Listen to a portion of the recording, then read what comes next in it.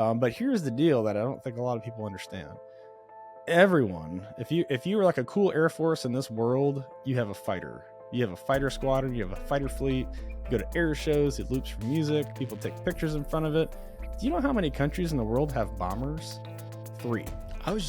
The US, China, and Russia. That's it. So when you look at NATO, there's no long-range strike. None of our allies have a long-range strike capability. It's us. That's it. So when you look at like 300 bombers, may sound like a lot, but when you add it up from the coalition perspective, like, yep, we need 300 bombers. So. Tower, Delaware 6 is release to you, runway 4 left, wind 040 at 5, clear for takeoff. Seats high, altimeter 0 eyes, we're clear for takeoff, clear for the airspace. Driver check 2. My brand ramp curve was at 354.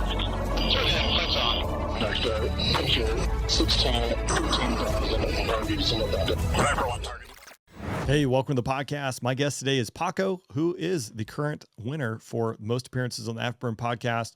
But Paco started off in the Marine Corps, became an F-15E Wizzo, weapon system officer, weapons school graduate, has worked at the Pentagon. He has the Merge newsletter, which I have that link down below, which he also puts that out in a podcast form over on all the audio platforms as well as YouTube. If you want defense insights and what's going on in the world, you need the Merge newsletter. So click that link down below. Paco releases that on Sunday and then has his save round. So the things that didn't quite make it to the main newsletter pop out on Tuesday. But Paco has a lot of great info. And again, you can check out the Merge newsletter. So thanks to always my Patreon supporters for supporting the podcast. You guys make all this happen. Thanks to everyone who's left a comment, liked, reviewed, et cetera, over on the different platforms. If you're listening to this, please make sure you're following over on Spotify and Apple Podcast. You can actually click to follow the show and leave a rating review if you're getting something out of this and enjoying it. But that being said, let's jump into the podcast with Paco. Oh yeah, dude, totally. I was on this kick the 2 pods ago, and I told everyone it was me, Jake, and Tim. I was like, hey, as soon as we show up, I'm just gonna hit record, and then we'll come up with something that'll be the cold open will be something out of this conversation, like the meeting before the meeting, you know.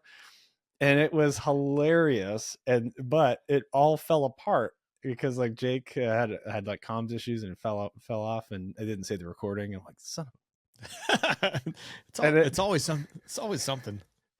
We got talking about like a clown school, a circus school, and we're like, what? It's at the end he falls apart, and Tim's like, do we have to talk about the circus school again? I go, no, Tim, we're not going to talk about the circus school. Then I didn't leave that in there because I had no context, right? But then at the end of the interview, we're talking, and he's like, yeah, Jake's got to go. He's got to go to clown school. And it was like, it would have been like the perfect cold open, but I'd already deleted it. I'm like, guys, this is worthless. It's too much. It's a bridge too far. That's far. I'm trying to think, man, I've recorded a couple podcasts that pop up, but you do the meeting before the meeting, and in the meeting, like the guests pre-meeting, just like spilling the beans, like, whoa, wait, you're gonna have to tell all the stories all over again. Like, stop talking. I should hit record, you know? Like, shut up. I haven't pressed record yet. I know we just met. This is gonna sound really rude, but I need you to shut your mouth. Yeah. And then I'm gonna need you to tell me all this again, man. But dude, it's good to see you. It's been a while. Yeah, this is great. It feels great to be back. One of your like on your 3-peat now, I think, return guests. Well, if you don't include the pro chats, right? I think I'm on. This is my 3rd time on. Outside of that, yeah, I do think you have the gold medal for most returns to the Afterburn podcast. Yeah. So it's a worthless gold medal. So congratulations. Fool's gold. Yeah. What's been happening, man? I see. Obviously, you had already started the podcast since the last time we were together, because we did a joint Blue Angel Thunderbird podcast, which people heard that I think was, I'll be honest, when you were pitching that idea, I was like, God, this is going to be such a pain coordinating with the Blue Angels and Thunderbirds. And it was kind of a pain, which you handled all the logistics because you guys are super busy. But I was like, this is going to be a rah, great podcast. And I think Astro just talking about where the Thunderbirds, left the tracks, identifying that and having to get back on the tracks. And most people are just completely unaware that, all right, hey, could be some real struggles in there. So that was the last time we were together. And I think that was a great podcast. I really enjoyed that. Yeah, I still get feedback now. It's been, I mean, I was before the season started, the show season. Now it's like wrapping up the show season, and I still get some feedback like, man, that thing, I came for the air show and I stayed for the leadership lesson. Yeah. There's a lot of good nuggets in that one.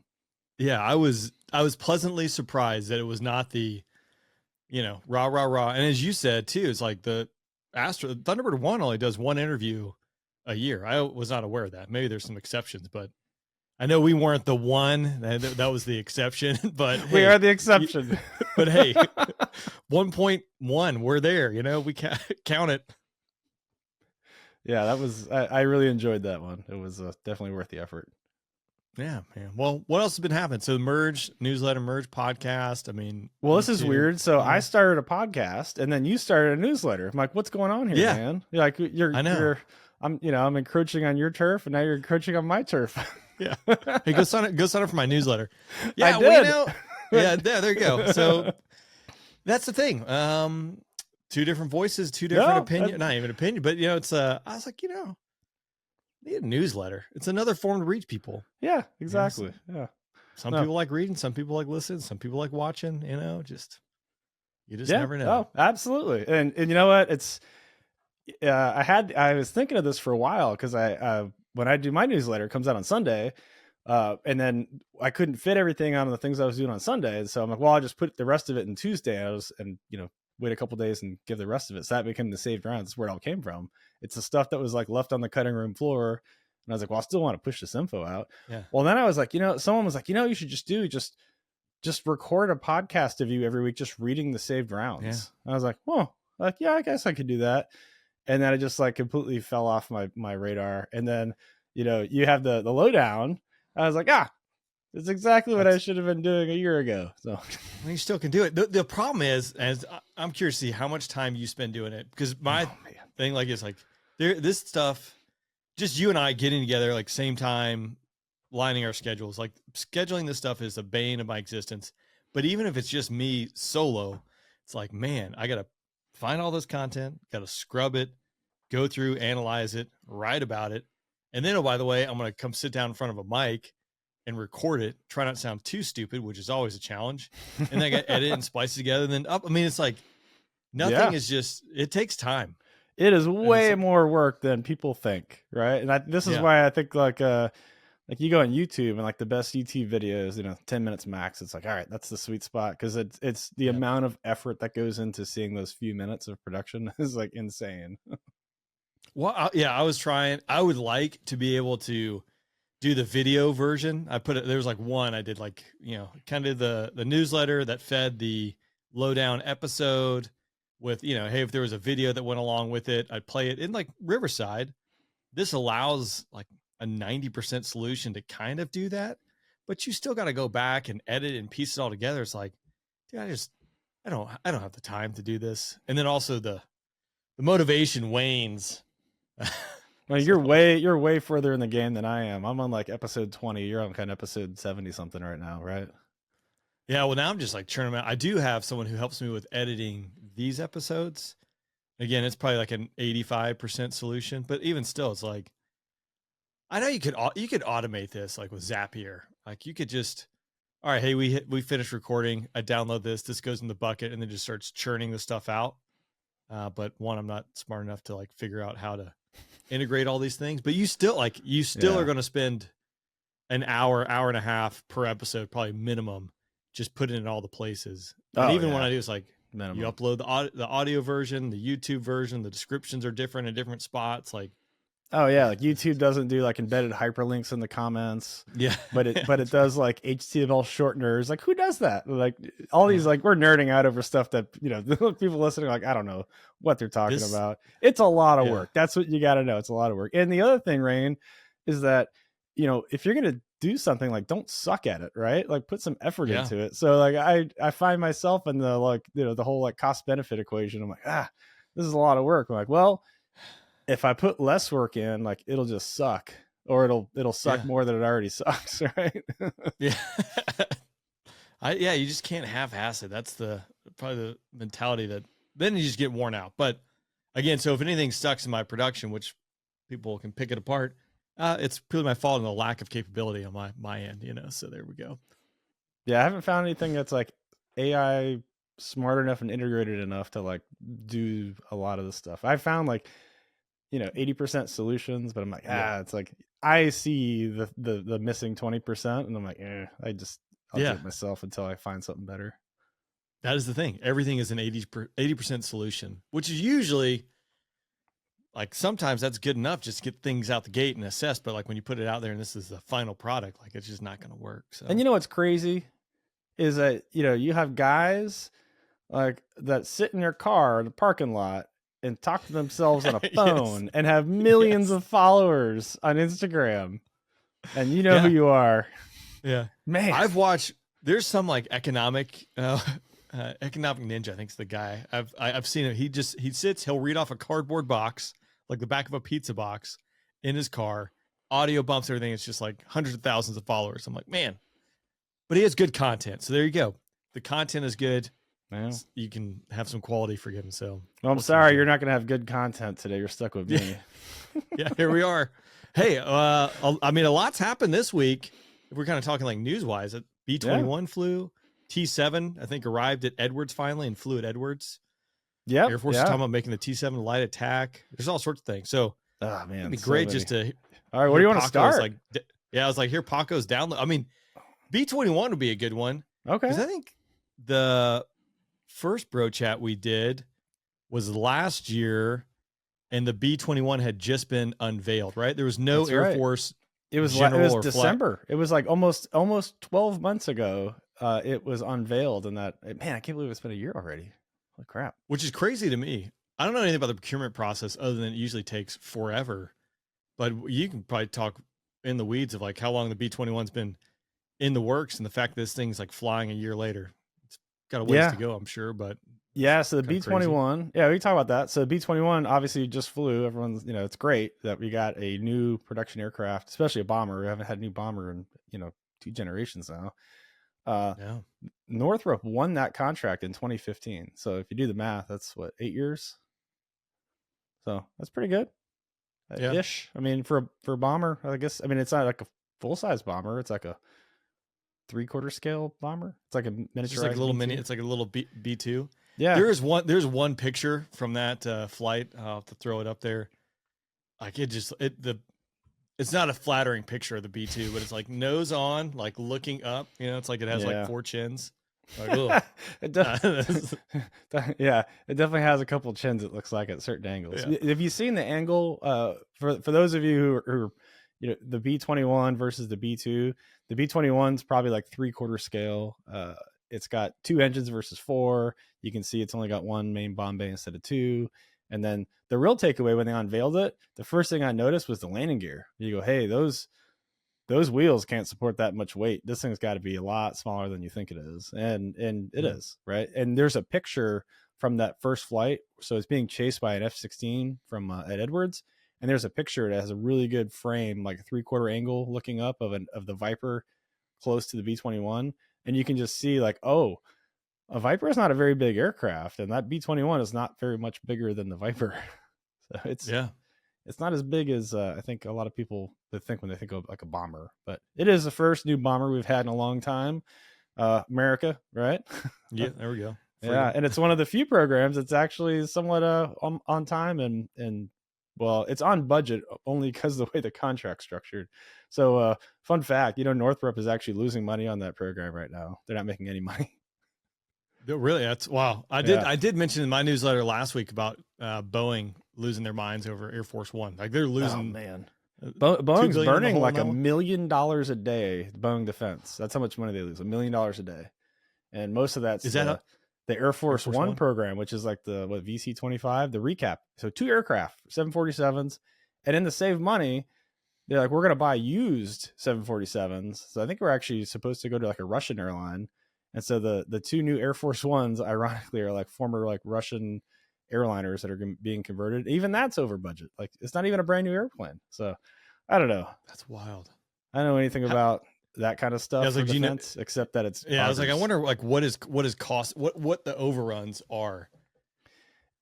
I don't know. Some of that's like fixed price contracts. That's what a lot of those charges are. So Boeing probably 7 years ago, something like that, to increase market share for like capture, they started bidding on fixed price contracts instead of cost plus. So cost plus, the government assumes all the risk for overages, and a fixed price, that's the price. And if you go over the price, like you have to eat the money. And so like the T7, like they won the T7 program. That's a fixed price. They're losing money on that right now. I think the wedge tail is too, the VC-25. There's like 4 aircraft programs. They were all fixed price to like, gain market share. And they are, but they're also losing money. So yeah.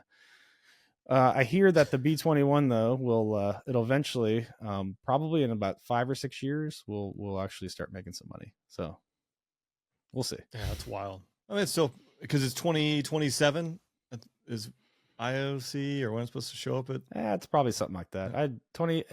I'd put my money on 2028 if I was a betting man, but that's like, IOC barely, could do some things. It's in a squadron. There's so many people trained, and when it like full operational stuff, probably not till like 2030, early 30s, because now you have LRSO, the new nuclear cruise missile, and I'm sure there's other things going in that aircraft for like weapons and things like that. But one of the cool things that most people don't realize, like it's being branded as a next generation bomber and a 6th generation aircraft, and in some ways it is, but the magic sauce of like how this program was able to stay relatively at cost and relatively on schedule is they just reuse stuff. Like a lot of the stuff out of the aircraft is like it just sourced out of the parts bins, like we don't need a new cockpit. We can use these displays out of this other program, or we don't need this ejection seat. We can pull it out of this program. Same thing with like the engines, the landing gear, the radar, all the subsystems. Like they're spending the money on basically the wrapper, put all the stuff in the big wrapper on the platform. And, that's kind of like what the F-117 program did. It was like one of the last aircraft programs that the US had that was actually like on schedule, like to the day almost. It was like 6 years. And they used, the story about this? They used the F-16 flight control computer. That was how they got it to fly. The brakes off of an F-15, the engines off of a Hornet, the HUD out of the Hornet, and then it used a C-130 ECS, the environmental control system, F-111 flight control actuators, and a B-52 INS. So they just threw this stuff together and it's like put it in something that has this outer mold line, and good enough, right? That's hey, it worked, right? Yeah, and then you get into like F-35 or F-22. It's like every single thing is completely designed from scratch. Like, oh, do we really need these like consecutive miracles to make this thing happen? Like, well, and then everything's proprietary, and then Oh yeah, and that's one of the interesting things that you see now with the B-21. There's the first aircraft that it was negotiated the data rights. So the Air Force is building a digital twin. The sustainment of the aircraft is actually being opened up for competition. And so one of the dirty secrets in the defense industry is that you don't make money selling the aircraft. You make the money on sustaining it. So like the F-35 program is a $400 billion program to buy the aircraft, but it's like $1.4 trillion on the back end to sustain it. And so they've locked down the IP on the sustainment contracts out to like 2070. So they own the supply chain. They own all the suppliers. Like they own everything. Like the Air Force is like, never again, never again. Well, I didn't realize it until I was in the F-16 and then hearing, if we wanted to change code in the software, I say we, not me, someone smarter than me want to change code, right? It took forever to do it. But then the Guard, they could go right to Ogden and change it because of the way the contract was written. And then funny, on that same line, I heard the Ford CEO, he was talking about electric vehicles and some of the struggles they were having with it. So I think he said, whatever a Mustang, whatever electric vehicle at Ford has 150 different pieces of operating system and software, all owned by the manufacturers of the different parts. Like the seat adjuster, Bosch makes that, for instance. Oh yeah, Bosch. Whew. But if they want to change it, right, they got to go to Bosch to have that change to interface into their system versus like Tesla from the ground up. They own all of it and can make the changes really quickly. And Yeah, that's the average like modern vehicle, if you bought a vehicle in the last 10 years, it has something like 20 to 30 different computer processors running and 100 million lines of code. And that's so wild. integrating all of that, yeah, like plug and play, throw it away, like it's your ability to crack into that stuff. Yeah, a fun fact, since you're talking about Ford in vehicles, you ever have a crackberry? Remember that? I mean, what is it, like 20 years ago, maybe? Yeah. Do you know what that Yeah. company pivoted into? No. Automotive software. That is their number Really? one source of revenue. Yeah, they're huge in the automotive market. They do like integration for software for vehicles. Yeah. Talk about a huge pivot, because like TomTom, kind of same deal. Like they made it into like, actually selling their map software, right? Because used to be like, oh, you had a TomTom to get around. Yeah. Everyone had a BlackBerry back in the day, and then just like overnight, probably around 2007, goodbye. So Yeah. good on whoever saw that pivot, I guess. Aligned with the rise of the iPhone, right? Like here's the iPhone, Yeah. and then it's like, what do I want this keyboard for? Like, this thing's terrible. But the Air Force held on to it for Oh, man. 10 years or so. It's like, hey, you know what? Everyone can finally switch to an iPhone. That's gonna be right. okay. That's right. Better late than never, I guess. Yeah. Leading the way. Yeah. Yeah. Man, how we go from B-21s to cars to crackberries? I don't even know. We cover a lot of ground. I'm so curious all right, so B-21, talk like NGAD.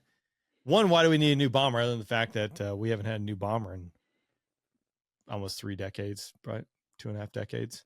Yeah. All right. I'll talk about that first. Let's start with that. Then Yeah. we'll just riff. All right. So, right now, the Air Force has 140 bombers, which sounds like a lot. Superpower coming through. But we have a lot of fighters, like 2,000 something fighters, right? If you look at like fighter to bomber force ratio, it's like 1 to 10, 1 to 15, I think 1 to 15 right now. If you go back and look at like global competition and the Cold War, all that, it's usually like half of that, like 1 to 7, 1 to 8. We're at like 1 to 15. So when you look at bomber requirements, the Air Force is trying to grow the bomber force to about 175 bombers.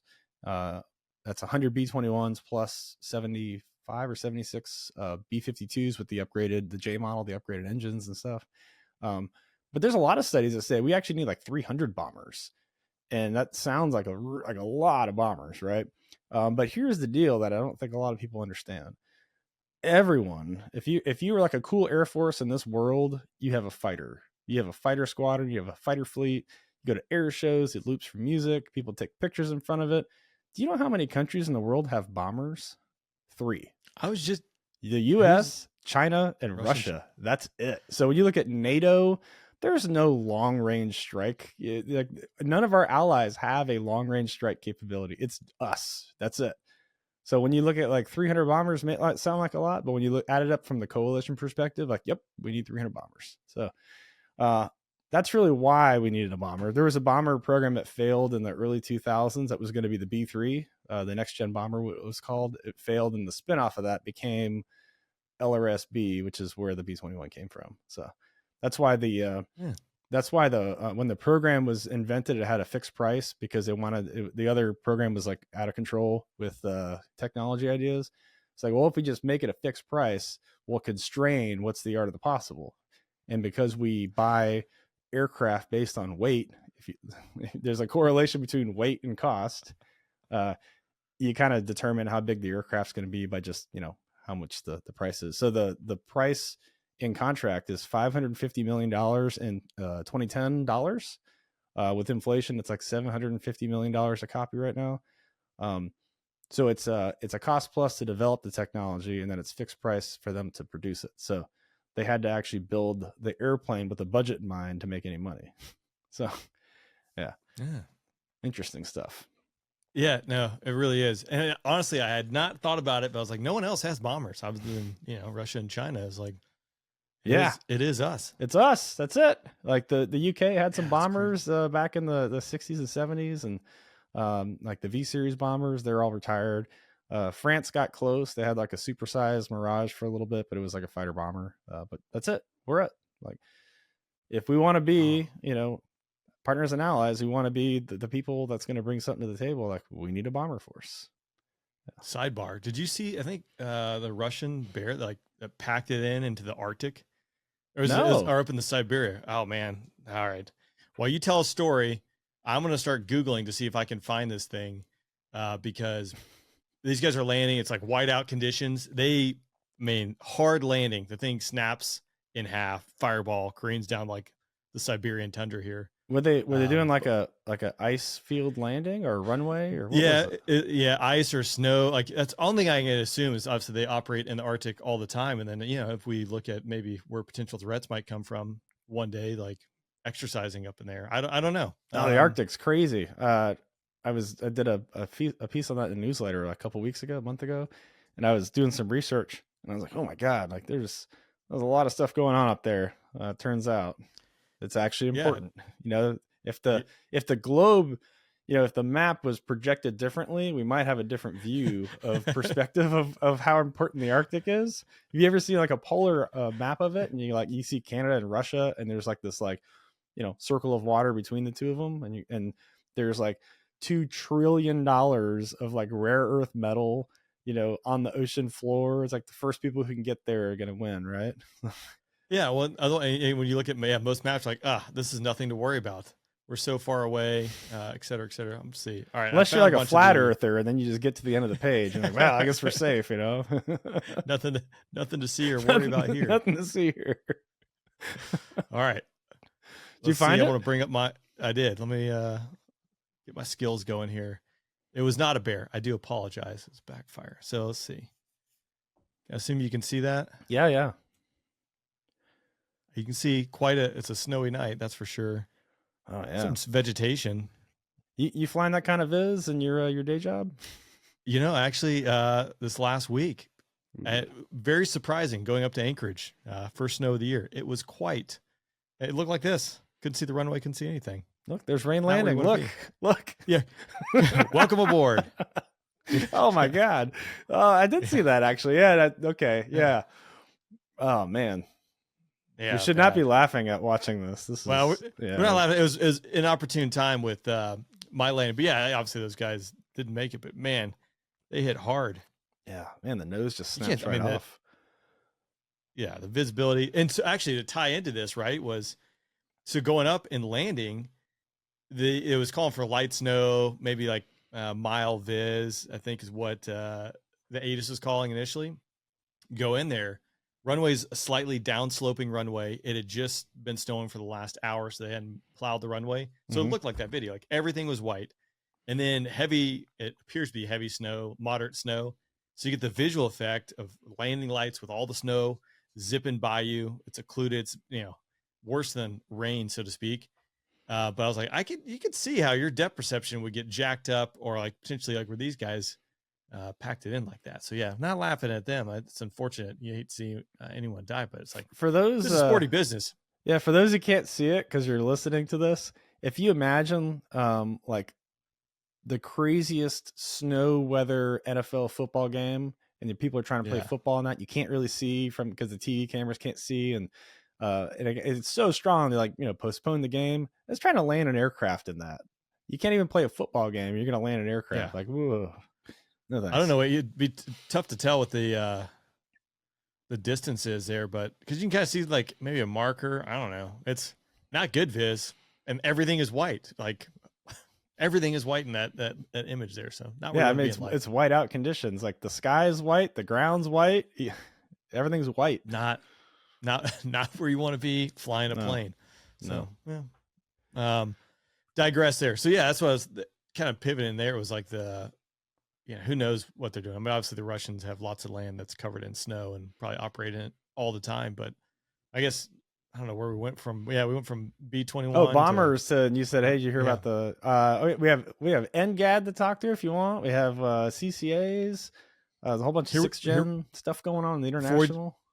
What do you want to do? Before we do that, you're probably the one guy who might know the answer to this, because my son actually asked me the other night, and it was like the numbering of our planes, right? When we go from a B1, B2 to B21, we have an F-117. I think the F-16, F-15, F-18, those were all happening about the same time, because there was a YF-17 in the mix, right? Mm-hmm. We got an F-35. We got an F-22. Do you have any idea of how we jump from number to number? There is a process. There is an actual like Department of Defense instruction, and it has a process, and there's placeholders for different designations of aircraft. Now that said, there's also been weird things that make no sense, like the B-21. Like it should not have been the B-21. Like no, like obviously if we're going to build only one, bomber in the 21st century, like let's call it the B-21, right? I don't know where they come up with that, right? But like the F-35 was the X-35, and it flew against like the X-32, if you remember that. But then what happened to the 33 and 34, right? Yeah, I mean it's there somewhere it's there as an X-plane somewhere in some science project somewhere. But yeah, some of them jump around, but they're not supposed to. There's like the 30 series. Well, I say that, but it's all jacked up actually. Depending on, and you can get into there's like two digits versus 3 digits. Like your RQ-170 is like 3 digits long. So that means something in the designation hierarchy. And then you have like the F versus B versus Q. Yep. Like there's actual like a regulation for that.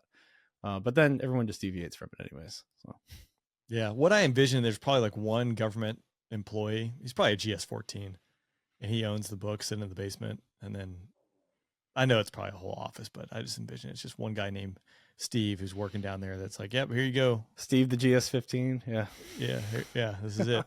Okay, so all right, that semi answers that, Paco. So I'll give you credit there. NGAD, man, I think we also talked about NGAD the last time we were talking about the B-21, so it'd be good to get an update there, because I think there have been a few changes, at least what I'm seeing, people jumping out, not doing it anymore, to what it might look like next, et cetera, et cetera, et cetera. Yeah, well, Northrop left. They came out and said, no, we're not going to bid on that. The Lockheed and Boeing are still in it. The engine providers are, the usual suspects. So you have Pratt and GE. It looks like the prototypes are flying still. That's going on out there. And then the official RFP is out, which is the actual, like, who is going to win this project. What's the interesting part about NGAD is it's changed so many times, which is mostly transparent to people who don't track this stuff. But political pressure has actually like morphed the program a few times in the past, like 5, 6, 7 years. So it started out, as like, your Raptor replacement. So what's your next generation air superiority thing? And then it turned into a Century series. We can rapidly iterate to restore the industrial base, advanced designs, and take all that money we talked about in that sustainment part of a program and dump it in the beginning. And we'll just dump money to basically rebuild the defense industry and advance the technology very, very quickly using money. And we're just not going to sustain it for 30 years like we do normally with an aircraft. Like, okay, we'll go back to the Century series model. We invest in a whole bunch of aircraft. We learn a lot. And then we kind of pick one that works and we kind of stick with it. Well, then that changed. Oh, and the government wanted to own everything. They wanted to be what's called a lead systems integrator. And then that changed. We're like, hey, that's actually a lot of money to keep this many businesses building this many aircraft. Like, and then these aircraft, by the way, are like hundreds of millions of dollars each, right? So that bomber we talked about, it's like $750 million. Imagine if like 2 fighters were the cost of 1 bomber. Like that's the kind of price point that they're, looking at. So you're not gonna be able to buy a lot of them, right? And then you fall back into the trap of like the Raptor. The Raptor's great, but there's only so many Raptors, right? 187 plus or minus 1 or 2, and they can't be everywhere all at once. It can be the best thing in the world, but if you don't have enough, like, doesn't matter, right? So it's a weird situation. Now the latest iteration is they're gonna pick one platform as the winner, and that's the one they're gonna kind of press along with for a while. So it's kind of devolving back into like a status quo industry type program. But it did have the same ambition, so I'll give them that for trying. Next year, so 2024, they're going to pick a winner. Whether or not they announce who it's going to be, I don't know. I will say that I think Boeing is doubling down that they think they're going to win that program. They spent like $1 billion building a new facility next to their St. Louis headquarters, where the old McDonnell Douglas headquarters was. Okay. So they just broke ground to build a new LO coating facility there. most people don't realize this, but fun fact, most of Boeing's programs are built on Boeing owned facilities. Most of Lockheed's aircraft programs are built in government owned facilities. So they don't own the buildings, they lease them, or they're government provided. And so Lockheed sits in the building, they make the aircraft, like the F-16, like Fort Worth, like the government owns that whole facility. It just has Lockheed's, Really? Yeah. That's a plant 4. I believe that's US plant 4. But yeah, Lockheed's, name's been on the building forever. Where like Boeing, they bought McDonnell Douglas, and so they inherited their facilities. That's why St. Louis has, all of those aircraft lines connected to the airports from McDonnell Douglas, back in the Cold War. So it's an interesting dynamic. I've walked all the lines. You see like the Boeing lines, and you can see how they do things, and you see the Lockheed line in Fort Worth with the F-35 and how they do things, and they're just different economic models, just how they were incepted and over time, and how it's developed. So when you get to like the T7, if they want to build an attack variant, like someone's going to have to build a building for it or something. There's no production line for those derivatives, let alone like, actual like operational capabilities and stuff. But yeah, there's a lot of moving parts. That's interesting. I did not know that, because I just assumed like plant 4 or the plant terminology for Lockheed, because a lot of the buildings are called that, was just like as a historic piece back from like World War II. And well, they've been in there since like World War II. They used to build B-24s. Like they were pumping out like they were pumping out like 150 bombers a month out of that same line that the F-35's on right now. It's crazy. Isn't that wild? Yeah, it's wild. It's crazy. Not as much tech going in those things, but that's still it's pretty impressive to crank out that many pieces of metal that can fly through the air. Yeah, well, that was the same line that the Viper was originally on, and the Viper they were pumping out like one a day. Yeah, which is like that's pretty good. I'm curious. I'm trying to get to Greenville and check that out, because Bahrain slate. I don't know when Bahrain's getting their Block 70, but they unveiled it. Yeah, I don't know where it is in the.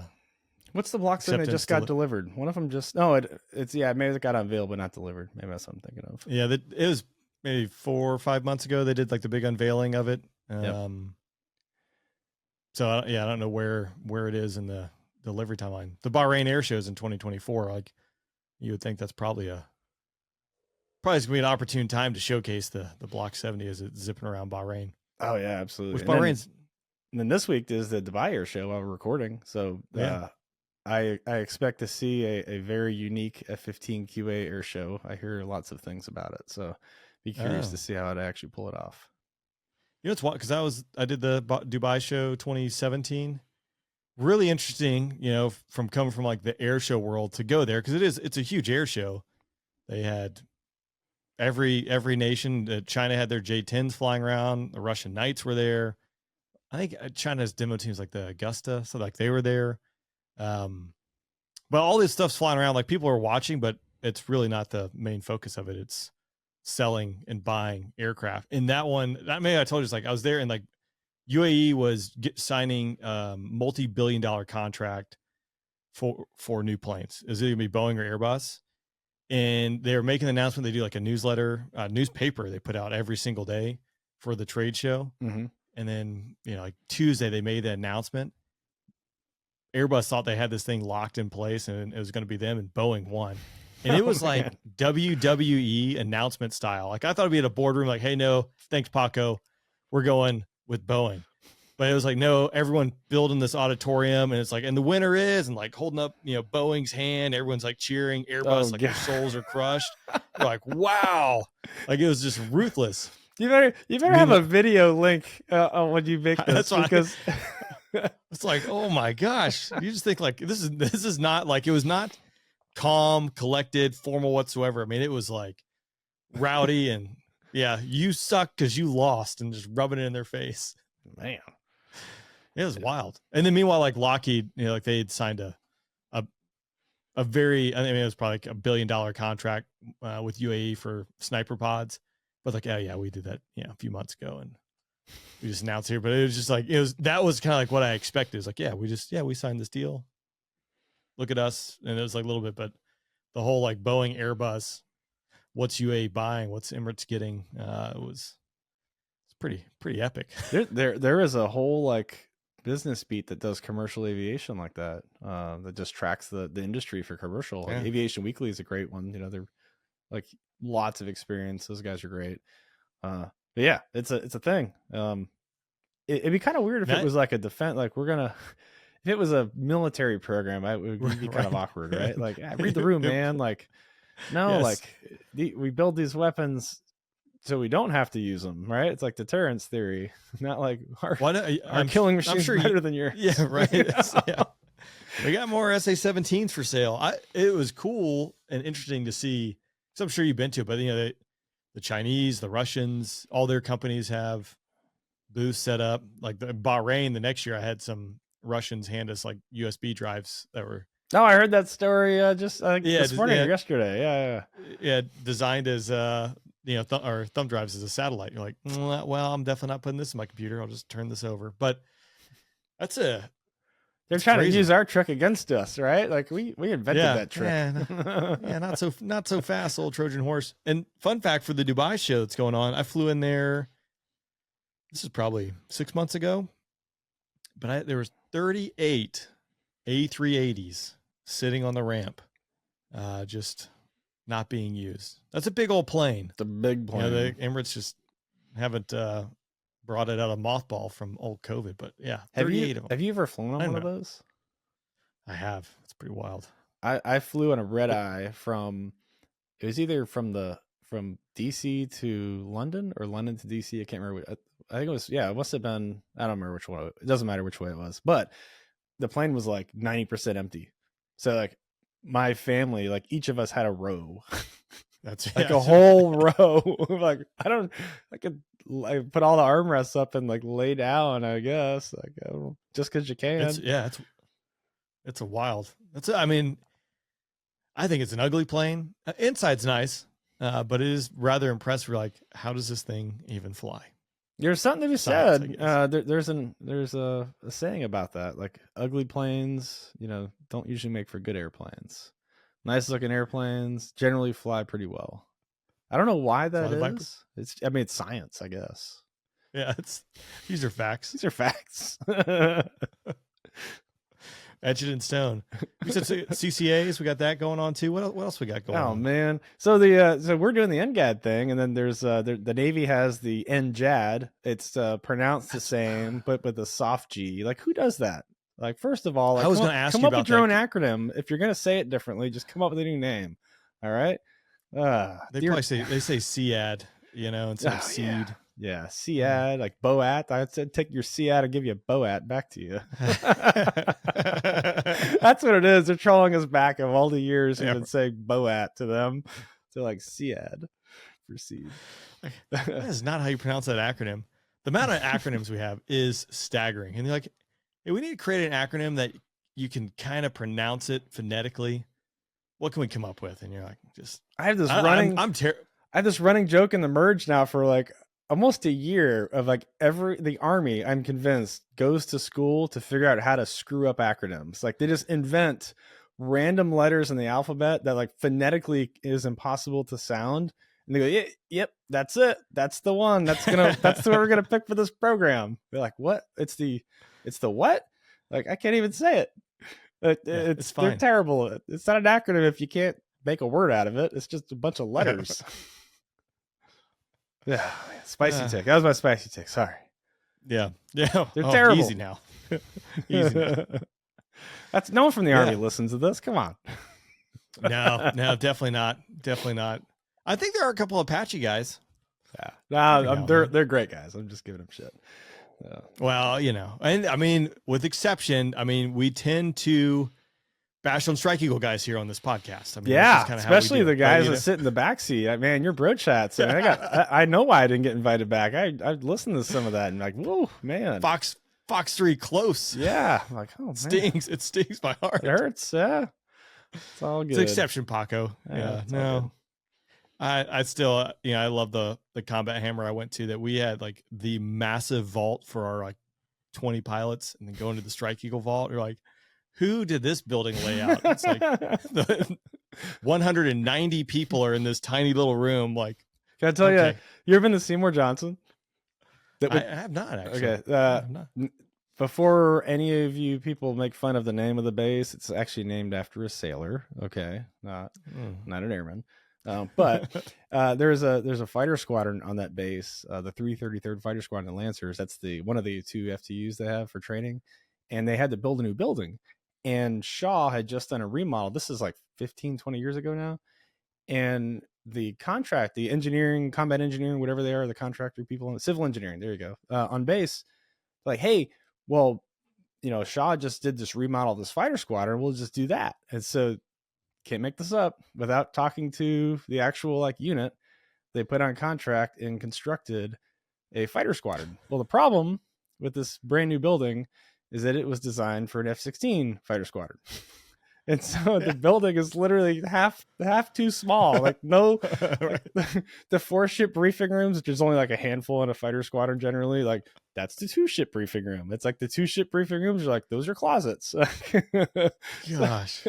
So then they had to then add it onto the building to make it bigger, so it could actually accommodate it. Well, then they didn't contract that outright. So I went through the B course and the building was being ripped apart the first time.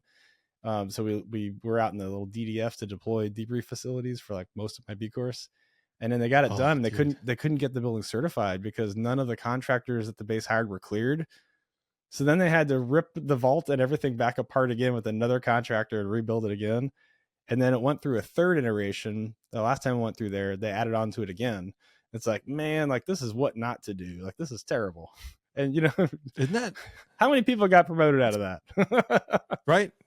Jesus. I just released a podcast with Kevin Latchman. He was is a C-17 pilot in the Royal Air Force, was awarded the Air Force Cross for missing the bus full of nuns on the runway. Like literally, he was saying that in the Royal Air Force, I don't know how they do this, right? But if you're the boss, you create something that's a terrible program 10 years down the road. If it comes back and it was at fault because of what you did, like you're held accountable. Now I don't know what happens. Maybe you get like a letter of admonishment or like, hey, it was Paco's fault. And I know he's gone in the private sector now, but like us, we're like, yeah, come on in, destroy this program. And then you're going to be up and out and no one will blame you 2 years from now. It's going to be the guy who's sitting in the seat that eats it, so to speak, when everything goes sideways. Yeah, that's amazing. It's the revolving door of responsibility is a really weird thing to see in play. Yeah. Yeah, no, not my problem. I want to say our vault, they'd have to completely redo our main briefing room because it flooded during one of the hurricanes. Oh man. It took, I don't know, 4 months to 5 months to start. And then like halfway through, I think they realized that several of the people working in there did not have security clearance or weren't cleared. So then they had to go rip out whatever they'd done, but they didn't get all the way finished. We're like, how's that not like, maybe it's not step 1 in the checklist, but it's probably step 2 or 3 in the checklist before it's somewhere up there. Yeah. Before unloading the truck, you must complete steps 1 through 5 and it lies somewhere in there. Oh. Yeah. Man, like water damage in a vault. That's like, for people who don't realize, like that is like, that's like kryptonite because there's no windows, there's no ventilation. And once that you get that funk growing, it's like, oh god, I saw a vault it was like that forever. You'd have to air it out for an hour before you brought anyone in because if you lock it up overnight and you come back in, you're like, oh my god, like we're gonna die of mold poisoning if that's even possible. Everyone's just sick. Yeah, everyone's sick and we've got the smoker's cough. No one smokes. I don't know what's going on. Dude, yeah, not good. I was going to ask 15EX because you flew the EX. You got a couple flights in the EX before you retired, right? Yeah, I flew the EX more than the E my last few years. Yeah. Really? Yeah. All right. What I was talking to a guy the other day who was a Strike Eagle guy, and he was asking about. I was like, I don't know, but I know a guy who does. But what is the current game plan with the EX? Because it seems like it's, hey, guard units are getting it. Psych, you're getting F-35. Are they is there gonna be a Wizzo in the backseat, or is it not gonna be? Is it gonna be like what's going on with what is the plan with the EX? Well, it depends on today's Monday, so I mean, yeah, it'll change by Wednesday. So it's gonna land on aircraft carriers. Yeah, it's like it sounds flippant, but those are the details that kind of don't matter right now. The details that do matter is how many you're gonna buy. Like they don't even know that.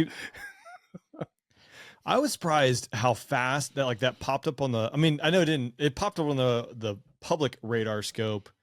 I was leaving Shaw and actually comics like, oh yeah, we're buying EXs next year. Like what? Like no one had ever like talked about this in any of the spears I ran in, but it just popped up and then, oh yeah, we're buying them. And then they start showing up fairly quickly. Yeah, there's a backstory behind that. Yeah, like I would love to hear the backstory. All right. Well, so I was in the Pentagon at the time. I was actually pretty involved in certain aspects of this. Then. It's my fault. Okay. No. I'm a nobody. I'm just a FGO walking around the Pentagon. But this was in my portfolio, so I was helping shape this program. So what happened was there's these fighter force studies that happen, and they generally don't get released because they're classified. And there had been so many fighter studies done over the years that it's like, whatever you don't like the answer, what do? Commission another study. So you eventually get the answer. You eventually get the answer you want. Just keep asking, right? Different people. So they had like multiple studies that had like, here in the next 20 years, this is the optimal force mix. It turns out it's not 100% 5th gen because just a whole bunch of reasons that you don't care about for this right now. And so the OSD, which is like the people who run the Pentagon, like on top of the services for the Secretary of Defense, they're the checks and balances of what the services are doing. So the OSD comes back and they're like, well, what's your plan to like buy 4th generation aircraft? And they're like, what are you talking about? We don't have a plan. We're 5th gen or bust. I'm like, well, every study that's been commissioned over the past 7 years says otherwise. And so it actually went to, when they went to the DepSecDef.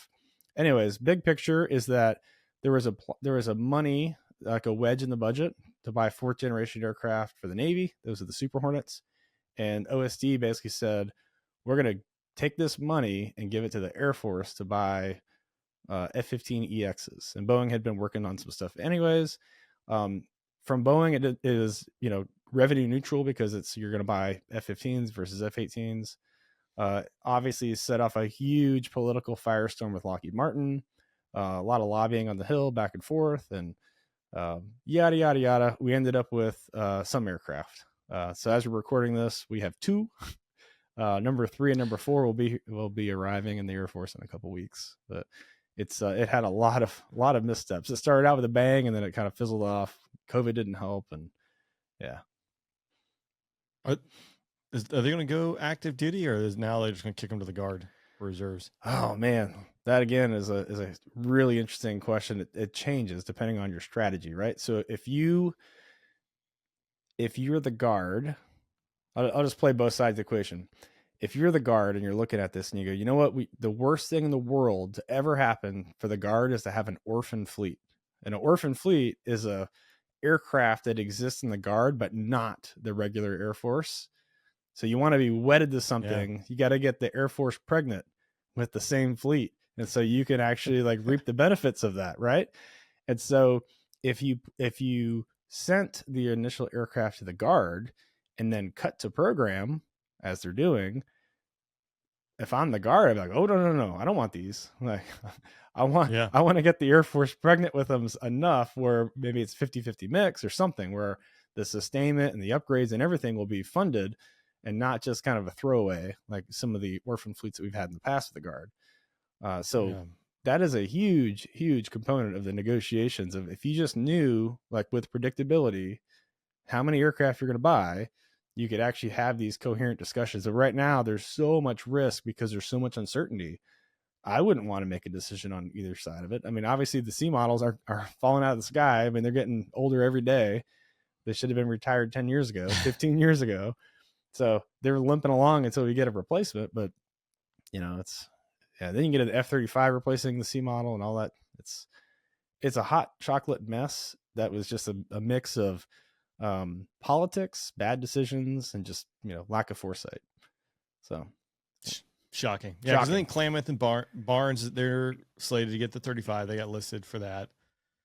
I guess the orphan piece, I didn't think about it. But like the C-27, that little guy, it lasted for like 2 years. Guard units, I think Mississippi had switched over. I flew on one from like Kandahar to Bagram. And then, the next year it was. But even like your early, like your pre-block variants, like in the Guard, like those are basically orphan aircraft, right? The people don't want to put money into them. Yeah, that's a good point. Yeah. I mean, that's like the be C fun. model. The C model stopped getting upgrades when they divested all the active ones. Like most of the C model fleet was in the Guard, right? Yeah. It's actually impressive. I guess we need it, so it got love and kind of kept it around. But I mean, those guys, like you said, like they've been doing the majority of the C model work for quite a while. Yeah, they have. And the whole reason that the F-15 got an ESA radar to begin with, because an ESA radar was a 5th generation like sensor. Like no one was going to put it in a 4th generation aircraft. But when they kept cutting the Raptor fleet, they're like, well, we gotta put something in these F-15s if we're gonna try to augment them. And so I remember flying the very first aircraft that were in operational test at Nellis. And we were in a force on force stuff, and we had Raptors on one side, and we had 2 F-15Cs with these brand new ESA radars, and then we had F-15Es, and we're like, oh my god, this is great! Like this is the best thing ever. This is this is a long time ago.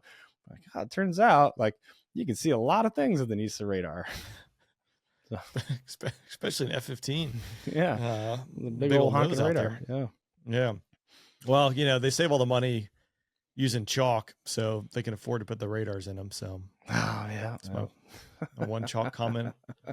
You got it, one chalk per podcast. Again, if you're just now tuning in, C model guys, they don't use whiteboards like were invented 40 years ago. They still use chalk to draw stuff up. Oh, I hate chalk. It's the worst. Oh, it's terrible. I had to chalk up a whiteboard up in debrief. Yeah. Chalking it up sounds better, but yeah, it's easier to say, right? But it's like terrible to execute. When I was in weapons school, there's a point where you have to like manually debrief, draw everything on the board until you get to like okay, you're good enough. So I had to debrief a 2v6 ACM fight with like dry erase. Okay, like here's a pen length, and like here's this person's over here, I think, and that was terrible. Terrible. How many times did you do that right? Yeah. That sounds heinous. Yeah. I learned a lot though. It's great. Look at you now, because you taught at the weapons school as well, right? I didn't teach there. No, I'm okay. I got my get her done certificate, and I was not invited back. So, those guys in the Top Gun movie, all those extras in the movie with Tom Cruise, like they're there in the background, and they're at Top Gun, and they do your thing and they leave. Like, yeah, that was me. Yeah, that's perfect. Yeah, that's right. We're going to be. Yeah. It worked out for you. Look at you now. Yeah, it's going all right. Yeah. Now, what else is happening before we wrap up here? I know you got a busy week. You're not. You're traveling. We've tried to link up a couple times. It's just been tough. So, well, I'll give you pick the topic. You want to talk? You want to talk CCAs? We can talk 5th gen upgrades. We whatever you want. We've just been talking about whatever. So, I know we have been ping ponging around. 5th gen is always. It's always an interesting thing to talk about, given everything that's going on in the world today. I think. Okay. I don't know. Well, up to you. We could do both. I got time. Yeah, the Paco, you got the talking stick. Okay. I'll ask questions. Okay. Well, let's talk CCAs first, because it'll make more sense, I think. Okay. So CCAs, that's collaborative combat aircraft. Yet another acronym. Yeah, it's good. We need one. And they're actually they're a subset of another acronym called ACPs, Autonomous Collaborative Platforms, just to keep it even more confusing. CCAs are like the fighter type version of an ACP, but they'll in theory, the Air Force has a strategy. There'll be other autonomous vehicles doing things, whether it's like logistics, transport, like resupply, CSAR, take the people out of the vehicle, the rescue vehicle. CCAs is the hot topic though. That's the one that's got about $6 billion over the next 5 years in the budget. You can go Google the document and read it. The talking point is the Air Force wants to buy 2,000 of them. I think that's more of a planning function. It's probably going to be a little bit less than that. But that's the talking point, 2,000. The reason why these are important goes back to, we talked about bombers, right? So bombers give you operational reach. We don't have enough bombers. But even without the operational reach, you would argue that the Air Force is getting old and it's too small, right? So it's the smallest it's ever been, the oldest it's ever been, all that stuff. And so to jump to a different curve, how do you fix it? Like, you can't just dump more money in the industry. Like, that's kind of how we got in the problem we're at. So jumping to a new cost curve, how can we field affordable, capable mass on a timeline that matters without like spending $1 trillion? That's really where the magic trick is, right? So we can make these things unmanned, and then we can use autonomy to kind of fill in the gaps of where those manned elements would be. And I would argue that just taking the person out of some of these platforms for certain missions unlocks so much value. Like, you think about like whenever you put someone in harm's way. So if you're going to commit an aircraft, that aircraft has a person, you're committing the harm's way. Now you have your CSAR package considerations, your risk to force, risk to mission, your ALR. There's all these things that are instantly coupled, and they're very linear. And so if you can take the person out, that's how you get your CCA, and now you actually can decouple that. And so my risk to mission and risk to force becomes like, tailorable, right? If these things are cheaper, it's like sending an MQ-9 to get shot down. You go, they shot down a Predator, right? The song, right? It's the same thing, but now you're doing it for more high-end missions, right? So that's really what's going on. The big debate right now is how much they're going to cost, right? So we said that they had to be affordable, but they also had to be capable, and then we had to buy a shitload of them. So mass, affordable, capable mass. The House draft version of the NDAA, they're trying to impose cost restrictions to hit these affordability targets. They're $3 million for an expendable, $10 million for an attritable, and then $25 million for exquisite. So the expendable, think of it as like a cruise missile with, a swarming cruise missile, something like that. Your attritable, think of like target drone type things. Like, hey, you're going to send them waves of these and they get shot down. They're missile sponges. We don't care. And then your $25 million are like your unmanned F-35 type stuff, right? Like those kinds of missions, whether it's SEAD, air superiority. The Air Force is like, I don't know who said that. We're not doing that. So they think it's going to be like, double. So somewhere in the $40-50 million, about the half the price of an F-35. So call it $40 million. Checks in the mail. We'll see what happens. How that comes through with Congress and the Pentagon.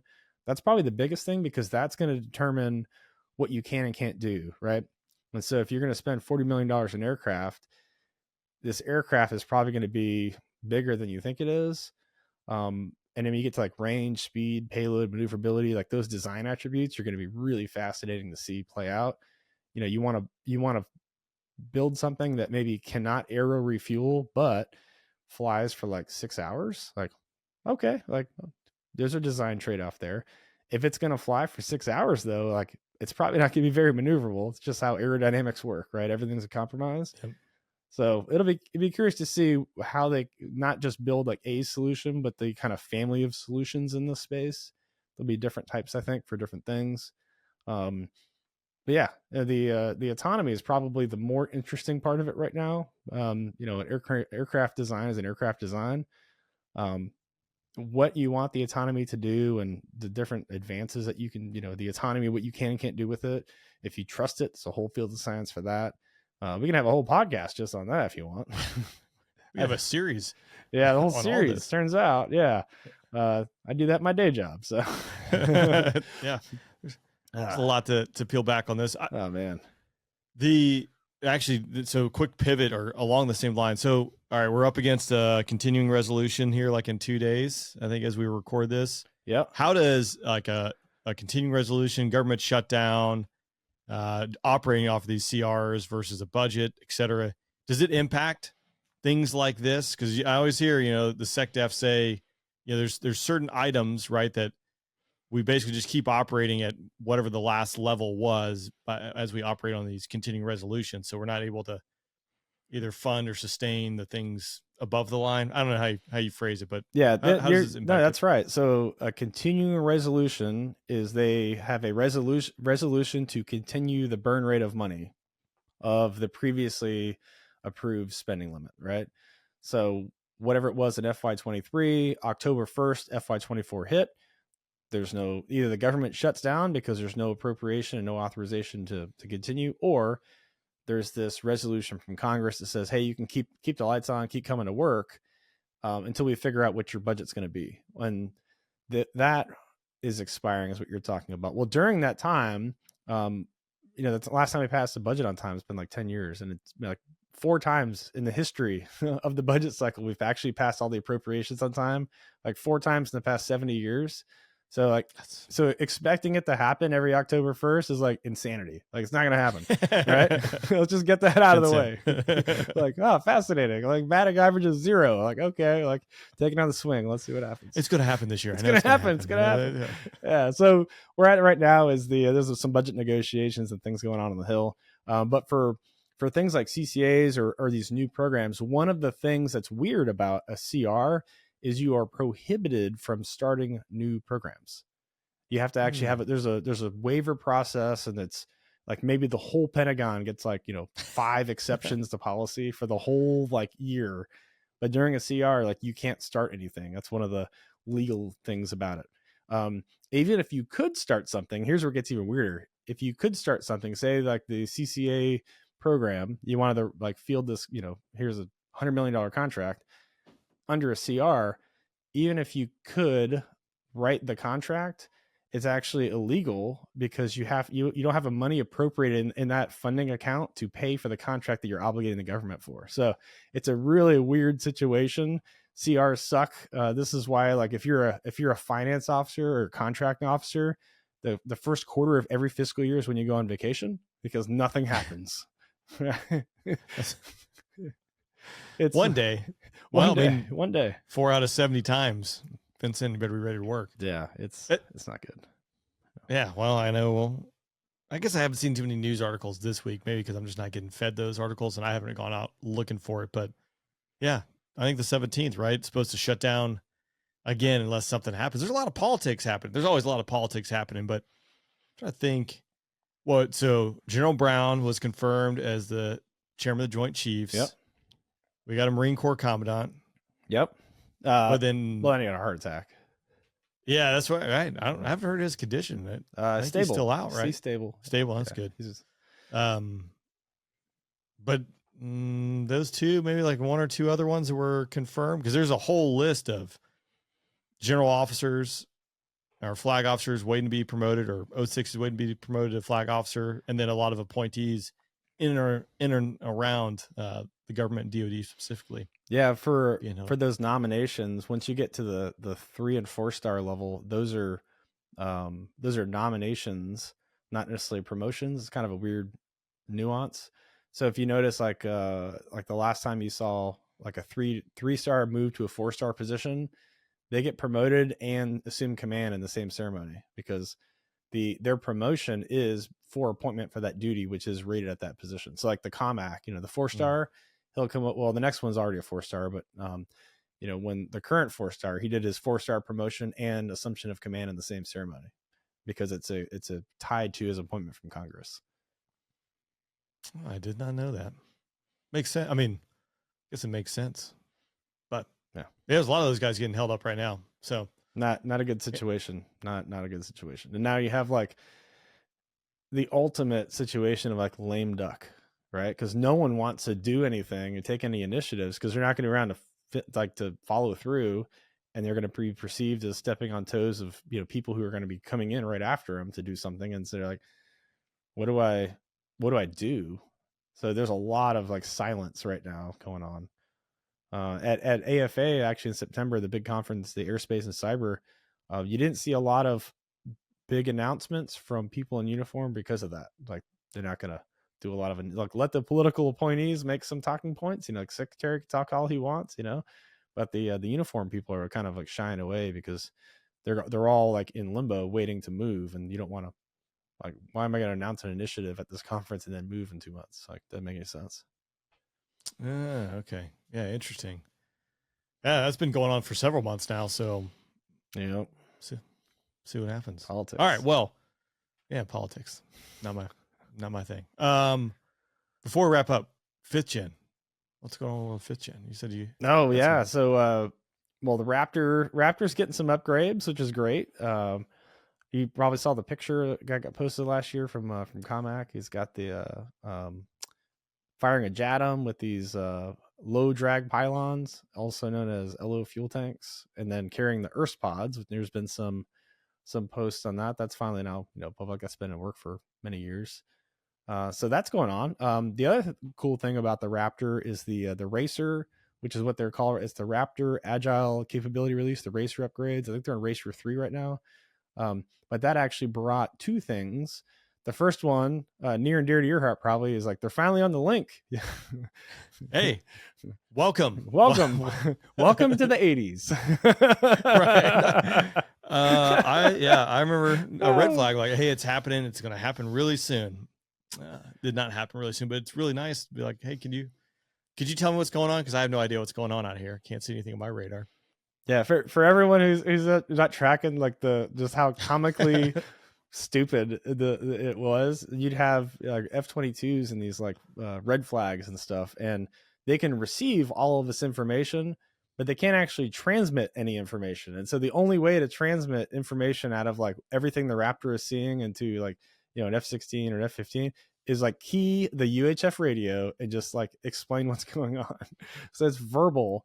There's no data link. There's no way to pass the information off of the Raptor. So it's been like a running joke. And they see everything. Raptor sees everything. They just can't really do anything with all of that info. Yeah, they just don't share. Don't share. Hey, yeah, it's so selfish. Did the NDA did it get approved? Because they were talking about all the Raptors that were down at Tyndall originally that had been upgraded in a decade or so that were going to cost millions upon millions of dollars to upgrade them. Air Force wanted to retire those, make way, spend some money in other places. Did that get approved and make its way through? So fun fact, that issue, there's like how many are there? There's of the 185 Raptors, there's like, I don't know, 30. There's something like 30 Raptors, which are these old configuration. And they decided, hey, we're going to make these our training jets. And the Air Force and Congress agreed, I'm not making this up, like 15 years ago, that they were going to do this. We're going to have split configurations of the fleet. We're not going to upgrade these jets. We don't want to spend the money.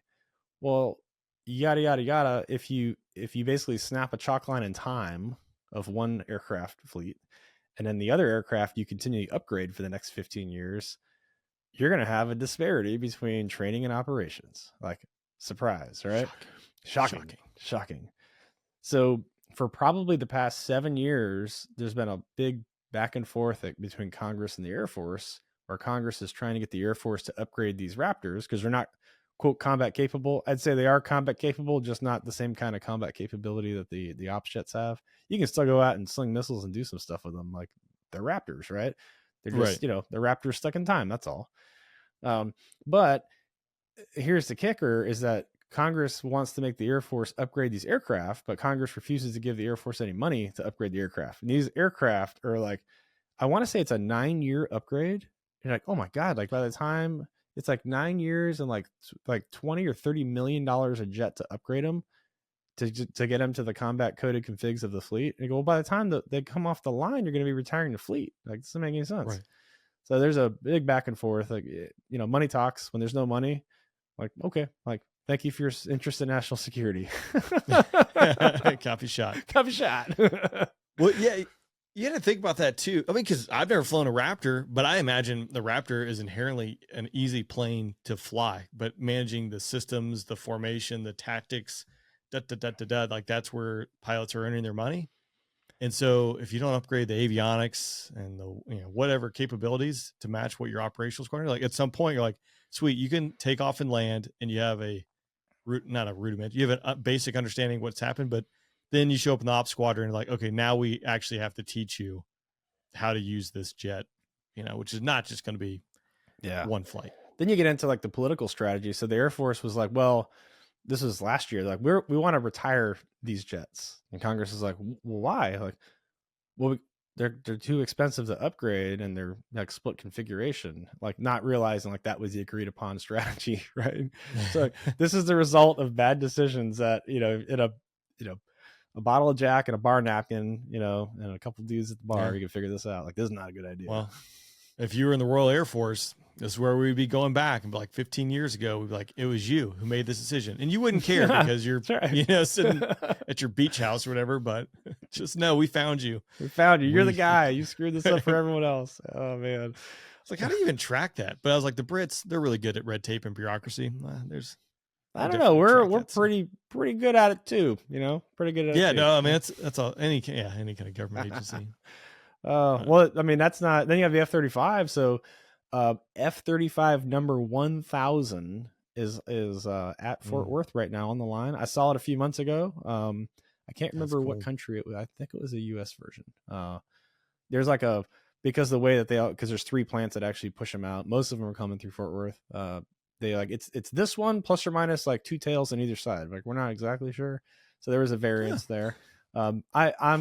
It's supposed to be coming out any day now. Hopefully by the end of the year, you'll see number 1000 hit the line. The problem is that there's a backlog of actually like, where are those aircraft going? So that's what I heard. Oh yeah. So block 4 is the upgrade to make the F-35 like ready for the 2025 fight and beyond. It's a $16.5 billion upgrade. Side note, if you had a $16.5 billion upgrade in any fighter in the United States, it would be freaking awesome, right? Right. Hey, we have the Viper fleet now has a $16.5 billion upgrade. You're like, yes, it's going to be awesome. Like, what is it going to do? Like, I don't know, but it's going to be awesome. Laser beams for sure. Yeah. So it's not, you put enough money at anything, it's going to be awesome, right? So the block 4, this upgrade relies on these jet modifications, tech refresh called TR3. Well, TR3 is behind schedule for some supplier and some subcontractor issues. So that's one of the problems. The other problem is, imagine if I told you that the $16.5 billion upgrade doesn't work unless you have new engines and a new cooling system. Yeah. You know, it wasn't part of the program. It's actually, so not including that cost does not include the engine upgrades or the cooling system upgrades. Oh man, it's going to be. I'm glad I'm not managing that program. Oh. Well, I was talking to Billy Flynn because he was talking about that it requires a new more power. Yeah. To handle everything. But you know what's crazy? You know what grinds my gears is you want to talk about accountability? What keeps grinds my gears? What keeps Paco up at night? Oh man, like on this, like Lockheed Martin, like to their credit, Lockheed Martin identified this issue like 15 years ago. And they're like, hey, government, just so you know, the cooling system and there's a whole like kilowatt outage of power, electrical and cooling, and like this is only going to get you this far. Like this isn't going to work. And they're like, yeah, we'll be all right. And now here we are like, hey, Lockheed, this isn't going to work. And like, yeah, we told you, like, 15 years ago. Because isn't one of the course of action, like the engine replacement piece is like $6 billion. It depends. So they've decided, so this is where it got weird about 6 months ago of like, what engine is going to replace the current engine in the F-35. So the 2 options are what's called an ECU, the engine core upgrade. So make replace the core in the current fleet of engines. The plus is that it's usable by all the variants, the A, B, and C. Every customer will inherit that upgrade. It's going to be great. The downside is it may not solve all of the problems, right? It'll solve some of the problems, but maybe not all of the problems. So to solve all of the problems, you really need a new engine, and that's where the adaptive engine comes into play. There's not been an adaptive engine fielded operationally in the world, and so now you're like, oh man, we're going to take this $16.5 billion upgrade and then throw a new engine that's never been actually like fielded in a fighter. This is going to be like more concurrent development and cost and like, ugh. Then you get into the cooling system. So like there's the pipes that run through the jet to cool all these avionics. The pipes aren't big enough. I think Billy might've talked about this in the pod. Like you start like cutting the airframe to make the pipes bigger. Like there's definitely some engineering, considerations of weakening the bulkheads to make the pipes bigger to pump more cooling into the jet. So it's not a very big jet. It turns out it's pretty crammed tight. It's got a lot of gas though. But yeah, you know, yeah. When you're talking about cutting it open, do it because even fitting more missiles in there. That's Billy talked about that too. I think. I mean, that's a physical modification that is happening as the jets are built on the assembly line. You're not going to go back so part of redo that. That's right. That's called the sidekick. That's put the extra missile. It fits on the A and C, but not the B of the 3 variants. The other part of Block 4 is what's called the aft bulkhead mod. They actually moved the aft bulkhead of the weapons bay further back so they can actually fit in. As it turns out, the F-35 is a seed platform with no seed weapon. So like, oops, like, so that weapon will field eventually, like in the next, 5, 7, 10 years, maybe. But that's been like, this kind of a running joke. It's like, this it's a seed platform with no actual stand-in attack weapon. So it's fine. It's all fine. It's fine. Everything's fine. China, if you're listening, everything's fine. Everything's fine. It's fine. Yeah, they got their problems too. Yeah, I know. You said we were joking about the other day, some pretty great rejoin videos. It was the J-11 that intercepting the B-52 at night. That guy was overshooting like a big dog. I was like, you can probably see his eyeballs are as big as saucers. Yeah, he put out that speed brake. I was like, whoop, yep, he's gonna overshoot. Yep. And too much closure there. And you've done enough rejoins to know this. Like, if you have a sight picture when you're like, I'm gonna rejoin to that aircraft, and in your mind, like, okay, I know what the visual references are and the approach angles, and I can judge distance because you don't have depth perception at night with NVGs, so you're just looking at sizes, right? Size and range. Yeah. Well, if you, and they did it against a B-52, so if you've ever seen certain angles of a B-52 versus like a KC-135, for instance, way misleading because the B-52 has a very thin fuselage, so you think it's further away, but it has these really long wings. Like, oh my God, like you could actually like hit the wing without thinking too hard about it if you try to think of it as a normal type of aircraft. So it's definitely there's definitely a pucker factor there. They got it on tape too, which is great. Yeah, it was great for all of us to enjoy and throw shade back over the pond to them. So pure sarcasm and ridicule, it works. Yeah. I don't know. If you're going to get filmed and broadcast across the globe, make sure your rejoin's on point. It was like the guy. It's like, hey, just say, I got an idea. Hear me out. We're gonna dump fuel in front of the MQ-9, and like, what? This is gonna be great. It's gonna be great. Oh wait, that's what Flash and I were joking. I was like, I mean, if you think about it, right? I always say the average age inside a formation is probably like 30. I mean, somewhere in that range, and it's like at the tactical level, you can have a strategic level impact very quickly and kick off World War III, just by shenanigans. Yeah. Hey, watch this. Like, no. I don't know what it is, but don't do it. Those are dangerous words. That's how it starts. It's not going to end well. No, it's not going to end not well at all. Well, Rain, we talked about a little bit of everything. This is almost like our little just like catch up chat. We just invited, your audience to just kind of, follow us along. Listen, yeah. Great. There's a lot of things happening in the world. It's been good. It's been too long. We're going to do it more frequently. Yeah. You're busy. Well, you're busy too. We've been talking for like 2 months to figure out our schedules just to do this. So we made the stars align. We completely underwhelmed the audience. So we're aiming for average, and we shacked it. Yeah, that's right. Set the bar low. It's easier to trip across. That's right. And, finish the day off. Paco, man, I appreciate it. It was good catching up, brother. All right. Hey, before I leave, if you listeners are out there and you're still hanging on, thank you. Please check out my newsletter. I'd really appreciate it. Oh, I've heard good things about it. I'm biased, but I hear good things. I do like your newsletter is great. And here's what I'm going to do, because I'm actually get off this. I'm going to record an intro to this, which will go in front, and I'll put so we'll catch them in the beginning. Love it. Really where we get them. People got to check out the merge newsletter, because the stuff you put in there and the things you find, I meant to ask, how long does it take you to put together a newsletter? I think I asked the first time we did it. Don't ask. You probably work. Don't ask. Just hours a week. You have no other life. Just record a podcast, travel, work. Yeah, put together a newsletter. That's why people should check it out. Dude, it's a lot of work. There's a lot, like we talked earlier. Like so much work goes into the stuff that people don't realize. You consume it. You get it for free. All you have to do is just like, follow, subscribe, that kind of thing. And that's all we're asking. All those things. Yeah. It's all self-inflicted pain. I ask myself why I do this sometimes, but it's fun. It's fun to have these combos. And yeah. Look for a little break over the holiday. It'd be nice.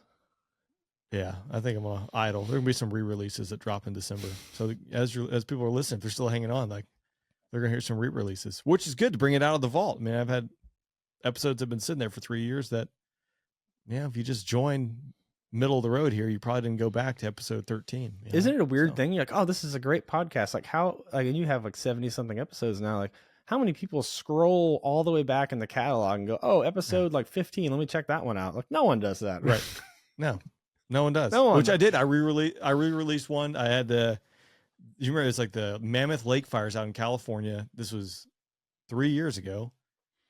And it's like incredible footage and pictures of these guys. One's a Chinook and a Blackhawk, and they go in.